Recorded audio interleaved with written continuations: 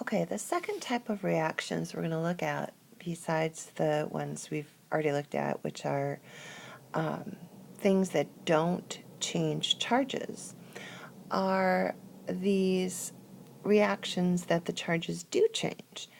And when the charges on things change, we call them oxidation reduction reactions, or for short, we call them redox. It's kind of a slang term for them. The first type of oxidation reduction reaction we're going to look at where the charges do change is called single replacement. Under single replacement, we have cationic and anionic. Now, cationic is where an elemental metal wants to take the place of a metal that's in a compound. And an anionic is where an elemental nonmetal wants to take the place of a nonmetal in a compound. Now, can they do what they want? That will depend on their strength. And you will have to check the activity chart, which should be on Schoology as well. All right, so I'm going to show you the cationic single replacement. We're going to have sodium metal mixed with aqueous aluminum chloride. Now, because of those charges, that is the compound. Now, it's really important to realize that there is no charge on the sodium right now. It's elemental. There's no charge. This metal actually happens to be quite explosive. Now, what we're going to do is we look at the list and we see that sodium is above aluminum in the activity list. So because sodium is above aluminum, sodium's going to have the power to come in here, kick out aluminum, and get together with chlorine. So, because sodium has that power, sodium will now go from being a 0 to a +1. It will be with chlorine, which has a -1, and they will dissolve. It's sodium chloride salt. Now, it's important not to bring this 3 over here, because the reason there was a 3 is because chlorine was with aluminum. But now chlorine's with sodium. Sodium was able to successfully steal chlorine away from aluminum. Now, aluminum is out in the cold, and now it is elemental and has no charge. Now, it's important to kind of visualize what's going on here. You actually will see aluminum metal come out of solution. It wasn't there anymore, but it will come out of solution, and you will actually see little pieces of aluminum metal come out of solution. Showing you another one, is potassium, which will form a +1, but right now it's just plain old potassium metal, no charge. It's a sodium chloride. Now, sodium chloride is in a compound. Now, potassium is elemental. It would like to kick out sodium. It's in competition with sodium and would like to get together with chlorine. Now, if you check your activity list, potassium is above sodium. So it is able to kick out sodium, and you would have sodium kicked out with a 0 net charge. So it's important to notice the charges here. Sodium here goes from 0 to being a +1. It's something we call being oxidized, which we'll look at that in a minute. And chlorine stays the same because it's just a thing that is there to help facilitate. Aluminum goes from a +3 down to a 0. It's what we call as reduced, and we'll talk about that. In here, potassium goes from being a 0 to a +1. It is oxidized. Sodium goes from being a +1 down to a 0. It gets reduced. And for every one that gets oxidized, one has to get reduced. That's how it works. Okay, so if you were to look at copper metal and iron 3 chloride, you would say, okay, well, what's going to happen here? Well, copper has no charge right now. Iron has a +3, chlorine has a -1. Now, copper would very much like to come in, kick iron out, and get together with chlorine and become something like either a copper +1 or +2. And you don't know what copper would become. On your worksheets, it tells you what metals will become if you don't know. Usually we assume they become a +2. That's a pretty stable charge. But is this even going to happen? And the answer is no, it's not. Because if we look at our activity list, copper is below iron, not above it.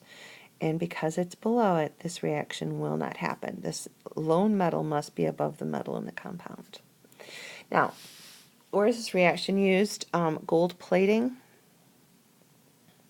Notice on your activity list, gold is one of the very lowest metals on there. And that's because we can take a cheap metal like copper, put it into a gold solution, say like gold chloride, and what happens is copper is able to kick out gold, get together with chloride, because copper is above gold, and then what happens is actual pure gold comes out of solution. Notice it was a +3 and a -1, copper was a 0. But what will happen is copper will become a +2, chloride a -1. So this goes from being a 0 to a +2. Gold goes from being a +3 to a 0. So copper is oxidized and gold is reduced. But what happens is you get pure gold plating coming out, and that's why gold-plated jewelry is much less expensive than, say, pure gold, or, a gold alloy, like a 12 karat or 14 karat, because this is just a plate of gold on top of a cheaper metal like copper.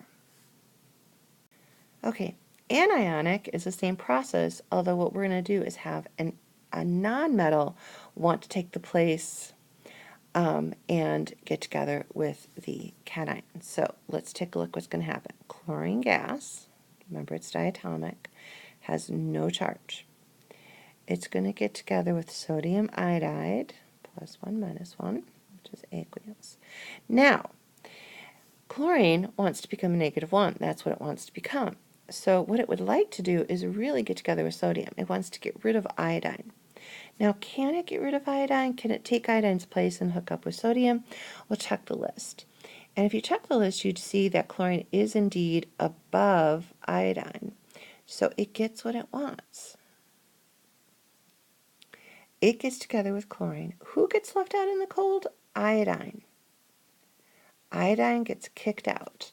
And iodine's over here by itself, and when it's alone, it's going to be a diatomic.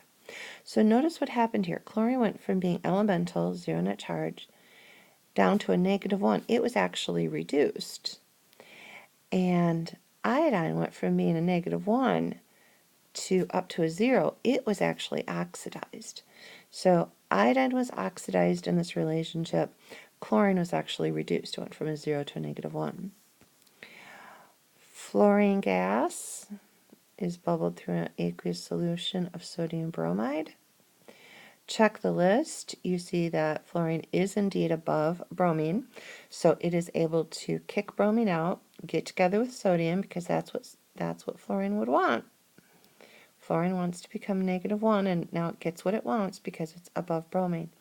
Bromine is now kicked out. Remember, fluorine didn't have a charge, but now it does. It's with sodium.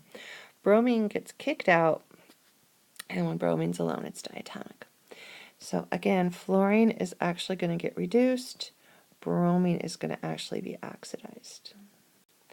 Okay, so like I said, oxidation is the increase in charge, and it's going to go up in charge by losing an electron, or 2 electrons. Reduction is the decrease in charge. Remember, this is going to be the gaining of electrons. So we actually did talk already about the past ones and who was oxidized and who was reduced, but it's probably worth going back and looking at. A couple other redox that we need to look at are combustion, and with combustion, it's pretty easy.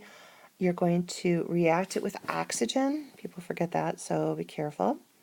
So we're going to take methane, which is CH4. We're going to react it with oxygen, which is diatomic. We're going to get CO2 gas and water. And those are what you always get with a combustion reaction. Propane is C3H8. Again, though, it doesn't matter what hydrocarbon, we're going to add oxygen. The products will be CO2 and H2O. And of course, you can go through and balance those. 2 other reactions that you need to know about that are oxidation reduction. 2 smaller composite elements combining to form a larger one. So we could have elemental sodium with no charge, elemental nitrogen, which is diatomic with no charge. Now, what happens is they're going to have a sodium +1 on nitride -3, so it's Na3N. And again, we could balance this, of course, okay, like so. How does this electron transfer occur? There's not a lot of space here to draw a picture, but I'm going to go ahead and try. All right, so nitrogen is in group 5, so it already actually has 5 electrons. But what's going to happen is sodium is going to lose an electron, and then we'll get another sodium. It will bring its electron over, and we'll actually get another sodium with its electron and bring it over. So what will happen is sodium will lose its outer electron to nitrogen, and nitrogen will actually take 3 of those on. So there's the transfer there. Sodium is going to lose an electron. So it was 0, it becomes a +1, meaning 0 to a +1, sodium is oxidized, nitrogen is reduced by gaining, and sodium is oxidized by losing. Decomposition, a larger compound is going to decompose into the smaller ones. So phosphorus trichloride, PCl3 because of the tri, decomposes into its elements, which would be phosphorus and chlorine. And when chlorine is alone, of course, it is diatomic. So again, we can balance this, but there it is. And in this case, phosphorus, we don't talk about charges in these phosphorus trichloride ones, but suffice it to say there is an electron transfer. It's just kind of beyond the scope of this.